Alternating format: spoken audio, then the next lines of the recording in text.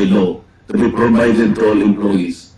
Isang halimbawa po dito ay ang asunto na isinampa ng halos 100 o mahigit sa 100 manggagawa ng ABS-CBN sa National Labor Relations Commission o NLRC dahil sa pagtanggal sa kanila dahil sila raw ay mga talents lamang at hindi mga regular na empleyado. Nanalo po ang mga manggagawa sa NLRC at maging sa Court of Appeals. Bakit hindi na lang nila sinunod ang hatol at umapila pa ang ABS-CBN sa Korte Suprema? Ito ba yung sinasabi po kanina sa opening salvo na ang pagmamahal sa kanilang kapamilya ay ganun na lamang? Mali naman po yata na sabihin ng ABS-CBN na lampas sa 11,000 ang mga empleyado nito dahil kung ito po ay masusi nating iimbestigahan, may 2,661 lamang. 2,661 ang mga regular na empleyado nito. Ang karamihan po o mahigit na 8,500 na kawani ng ABS-CBN ay tinagurian nilang independent contractors or talents, project workers at contractuals lamang kahit na pang-regular na empleyo ang trabaho nila. Ayon po sa ating labor code, kapag pang-regular ang tungkulin ng isang manggagawa, dapat siyang gawing regular employee. Hindi dapat contractual. Hindi dapat independent contractor, talent, o kaya project worker lang. Malinaw na labag sa batas ang ginagawa ng ABS-CBN. Sana ay ibalita rin po ito ng TV Patrol upang mabunyag ang libo-libong endo sa kanilang bakuran. ABS-CBN has not regularized its contractual workers and talents despite performing the functions of regular workers. It even forced some of its workers to sign employment contracts containing waiver of the right to regularization. And those who refuse were unceremoniously terminated from work. ABS-CBN has subcontracted most of its production work to subcontractor production companies, despite the fact that production is directly related to its core business. This product, especially those expenses that are even deductible for income tax purposes. Kung kaya't hindi po may kakaila sa publiko na napakarami ng labor cases na hinarap at haharapin pa ng ABS-CBN. Ang masaklap pa po dito ni hindi nagbibigay ng contribution ang ABS-CBN para sa benepisyo ng kanilang mga empleyado. Dahil po sa 2,661 lang ang regular employees nito, ang mga ito lang ang may benepisyo. Ang iba po na mahigit 8,500 na nagtatrabaho sa ABS-CBN ay wala po ni katiting na government-mandated benefits na natatanggap katulad ng SSS, PhilHealth o kaya Pag-ibig.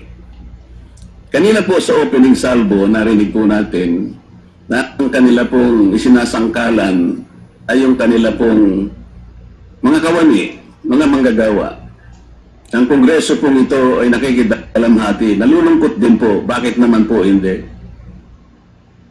Kung pwede po natin ipaghalimbawa, sandali lamang po ang ABS-CBN sa isang jeepney driver. Alam po niyo na wala siyang prangkisa. Nagsakay po siya ng napakaraming pasahero. Yung mga pasahero naman po, bago sumakay doon, hindi naman niya tatanungin sa driver, Mamang chopper, kayo po ba ay may prangkisa? Yung rota po ba ninyo, pinapayagan yan? Wala pong nagtatanong na gano'n kasi mabilisan pare-pareho pong nagmamadali. Ano pong masita siya ng LTFRB? Gagamitin po ba ng driver na yon o nung taxi driver na yon o yung bus operator na yon? Kawawa naman po yung pasahero namin kung patitigilin mo ngayon. Meron pong pupunta sa ospital, meron pong pupunta sa trabaho, meron pong pupunta sa eskwela. Napakarami pong gawain itong mga taong ito. Ito po ba ang ibibigay po ninyong halimbawa? Hindi po ba dapat kayo muna ang kauna-unahan na nag-isip ng kapakanan nila? Ilagay ninyo sa magandang kalagayan ang pagpapatupad ng prangkisa ninyo at wala pong malalagay sa alanganin. Huwag po ninyong isasangkalan ngayon ang inyong mga manggagawa at kani-kanilang pamilya. Hindi po ganon. Sasagutin po ninyong aligasyon na ito, hindi po sa pamamagitan ng emotional appeal. If this indeed the true house of the people, the Committee on Legislative Franchises must side with the poor workers of ABS-CBN in denying its franchise, justice to them will be finally served, although ironically, this will also entail some sacrifice on their part. Political bias. ABS-CBN has been biased and partisan in favor of particular candidates and against certain candidates during the 2010 and 2016 presidential elections, contrary to the terms of its franchise and in violation of the Omnibus Election Code. Hindi naman po limit sa kalaman ng marami, kung hindi man lahat. Kung paano naging pro Noynoy Aquino ang ABS-CBN noong 2010 at pro Crespo at Leni Robredo naman noong 2016. It is also a matter of record that ABS-CBN failed to air some of President Duterte's political advertisements during the 2016 campaign period, despite receiving the payment for said political ads. Ang masakit po dito, kung hindi pa sila pinigilan ng korte sa pamamagitan ng isang TRO, ay nakahanda na palang ipalabas ng ABS-CBN sa bisperas mismo ng pagtatapos ng campaign period ng 2016 presidential elections. Ang mga anti-Duterte advertisements na binayaran ng isang dating senador, sinadya ang timing para hindi bigyan ng pagkakataong makasagot pa si Mayor Duterte na noon ay kandidato bilang presidente. Mabuti na lamang at napahinuhod ng ang korte ng petisyon ni Speaker Alan Peter Cayetano na noon po ay Vice Presidential Candidate ni Pangulong Duterte at nag-issue ng TRO ang korte sa ABS-CBN. It is now a public knowledge that President Rodrigo Duterte and Speaker Alan Peter Cayetano expressed their disappointments over ABS-CBN's unfair reportings and meddling in previous elections. For those opposing the franchise application,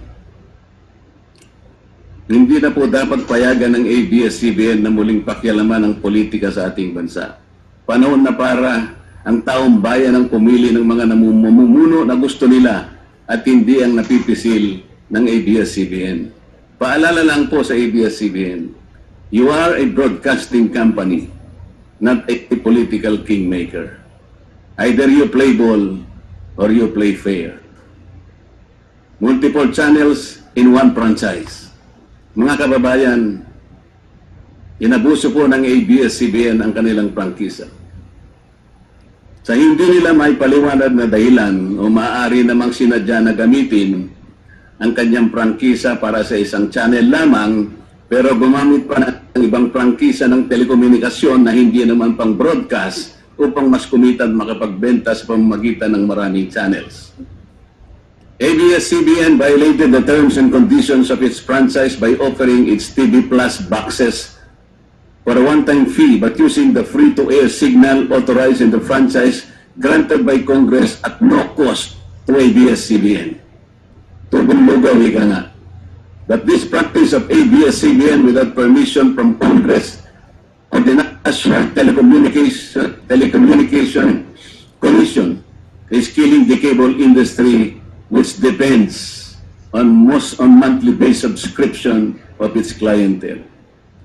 At bukod po sa pagbebenta ng TV Plus box sa publiko, sa Kapamilya Box Office Channel na nakapaloob dito, ay nagawa pang maningil ang ABS-CBN sa pelikulang gustong mapanood ng publiko sa KBO Channel. Ibinenta na nga ang TV Plus box, ibinenta pa rin ang mga palabas na pwedeng mapanood sa TV Plus box. Dobleng tubong lugaw na po ito. Hindi po saklaw ang mga ito sa prangkisa na ipinagkaloob ng Kongreso sa ABS-CBN.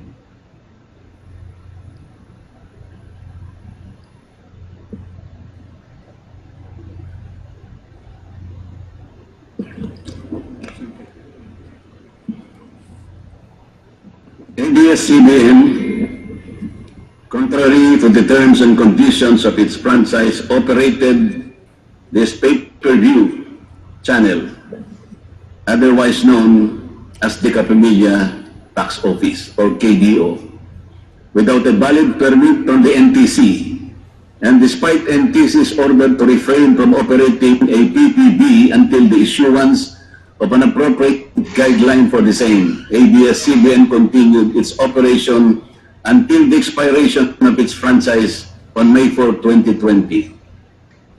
Tax evasion. ABS-CBN also violated the terms and conditions of its franchise by engaging in tax avoidance schemes, which deprived the government of the much-needed revenue.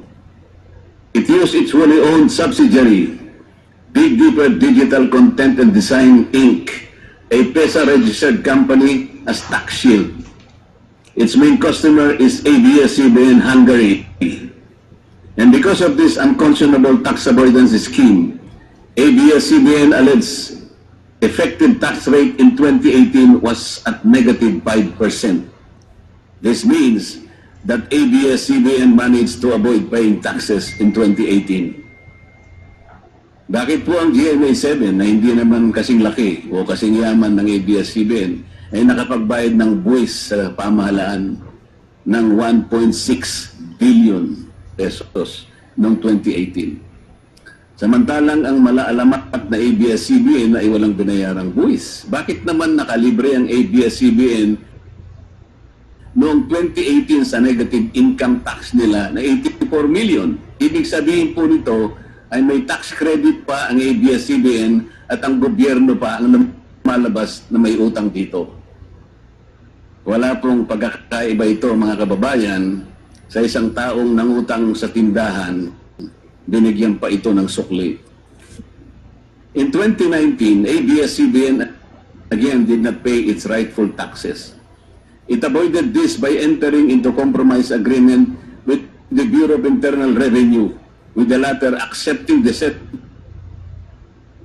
of 152 million pesos plus from ABS-CBN, equivalent to only 40% of its assessed deficiency in income tax, value-added tax, and documentary stamp tax payments.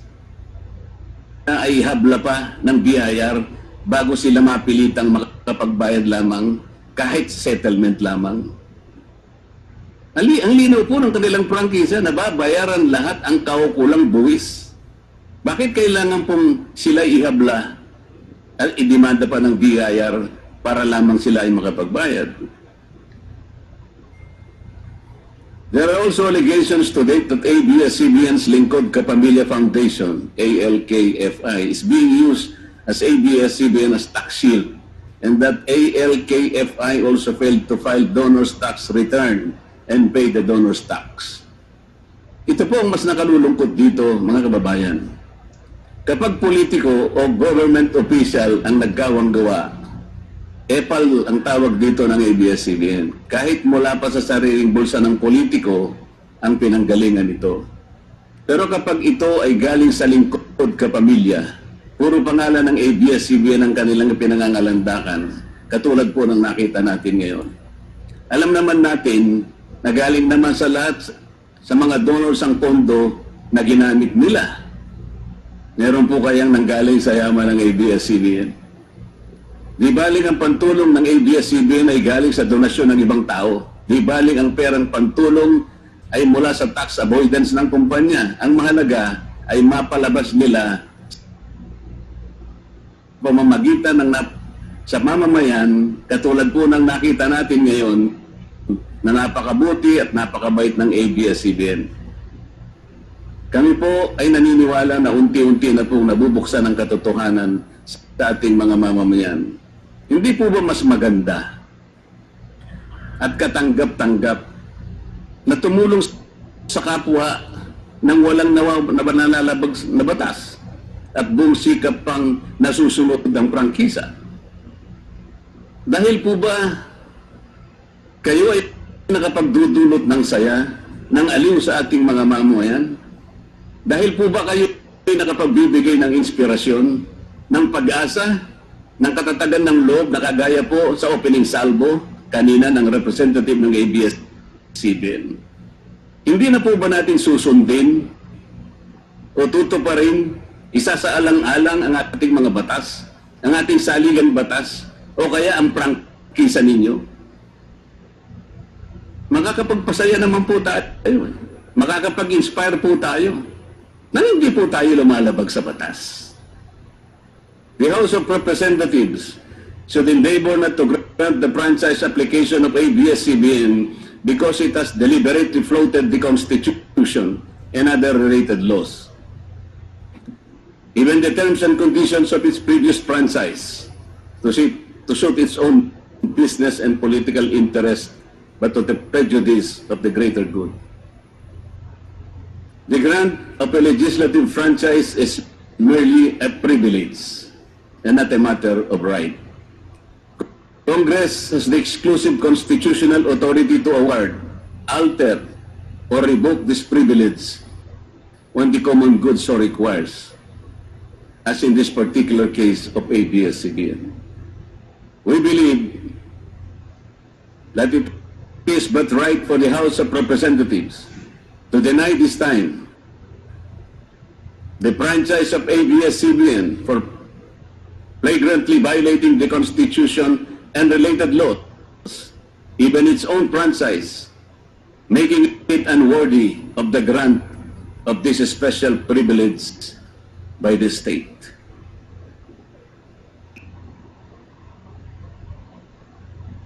Alam mo kung sino lang ang pinakamatinding magiging kalaban ni Ricardo? Sino?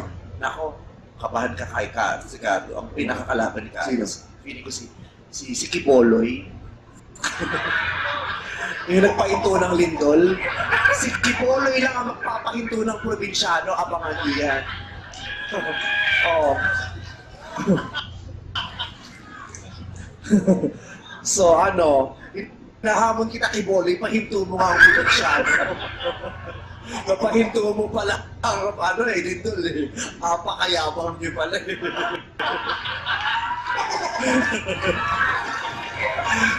Sabi niya daw, stop. Sige nga, punta kang kita ng EDSA, stop yung traffic doon. Stop.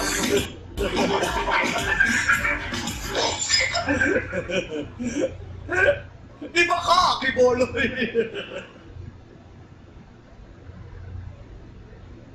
Alam mo kung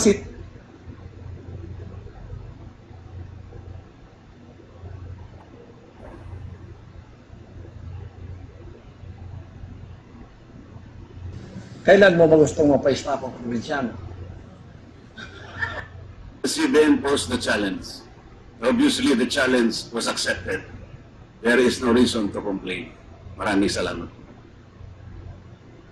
My distinguished colleagues, hindi po nag-comply sa batas ang ABS-CBN, kaya hindi po sila pwedeng lumabas at magpalabas.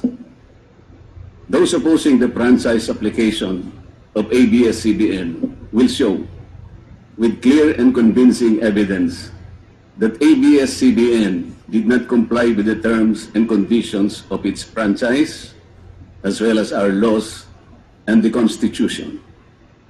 In fact, they will show in the succeeding hearings of the Committee on Legislative Franchises that ABS-CBN deliberately and with impunity violated the conditions of its legislative franchise and more so our laws and the Constitution. Matagal na po kasi ang mga aligasyong ito. Hindi mamatay-matay, lumulutang sa internet, nasa labi ng mga Pilipino.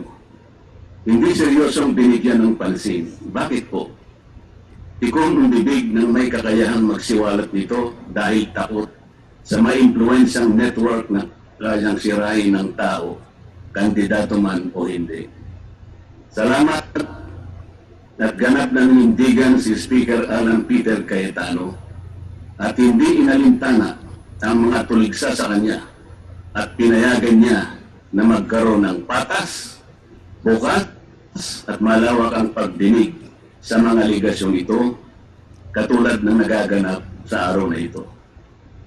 Ang banggit nga po sa John 8:32 ay ganito, "And you will know the truth, and the truth will set you free." Violation of the Constitution. Number 1, franchise is longer than 50 years. Hindi na po dapat payagan itong pagre-renew ng prangkisa ng ABS-CBN. Dapat na pong isara ang pinto para sa kanila. Bakit po? Because the ABS-CBN has been using the airwaves for more than 50 years. 53 years today, to be exact.